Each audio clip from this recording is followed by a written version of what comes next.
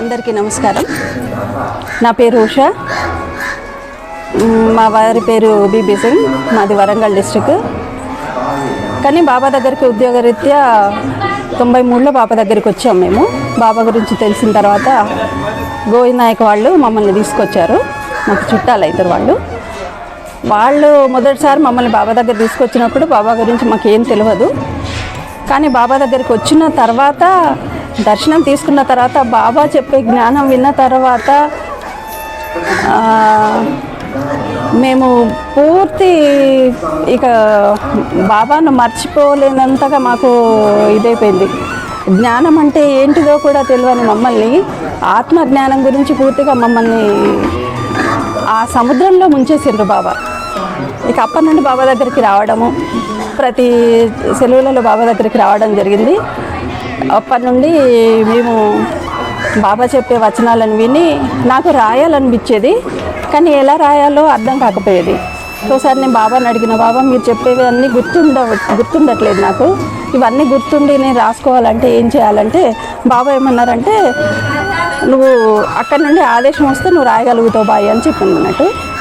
తర్వాత 2002లో బాబా నాకు ఒక చిన్న స్టోరీ లాగా చెప్పేసి, ఇక ఇప్పటి నుండి నువ్వు ఈ స్టోరీ రాసి నువ్వు రాయడం మొదలుపెట్టు అన్నారు బాబా. 2002 నుండి నేను రాయడం మొదలుపెట్టాను.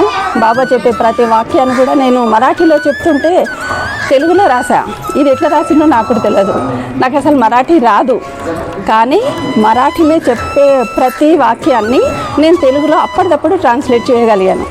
అది నేను చేయలేదు, బాబా నాతో చేయించారంతే.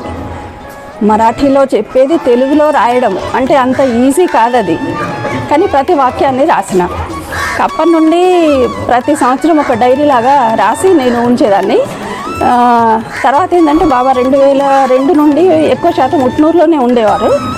మన ఇంట్లో ఎక్కువ కూర్చోవడం వల్ల ఏంటంటే నేను బాబా చెప్పేటివన్నీ రాయడం చేశానన్నమాట.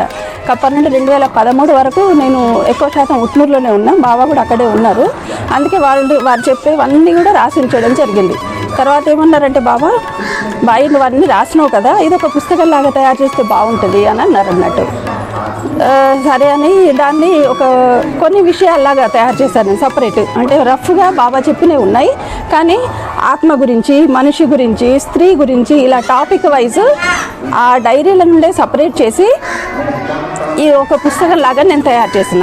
అయితే ఇది ఎందుకు అనంటే, బాబా 2018 డిసెంబర్ 8వ తారీఖు మేము బాబా దర్శనానికి వచ్చినాము. బాబా అప్పటికి సమాధికి ఒక 15 రోజుల ముందు బాబా ఏమన్నారంటే, బాయ్ నువ్వు రాసినవి అన్నీ కూడా ఒక పుస్తకం లాగా తయారు చేసి దానికి విశ్వ కళ్యాణం అని పేరు పెట్టమన్నారు. అందుకే ఈ పుస్తకం పేరు కూడా విశ్వ కళ్యాణం అని పెట్టినమన్నట్టు.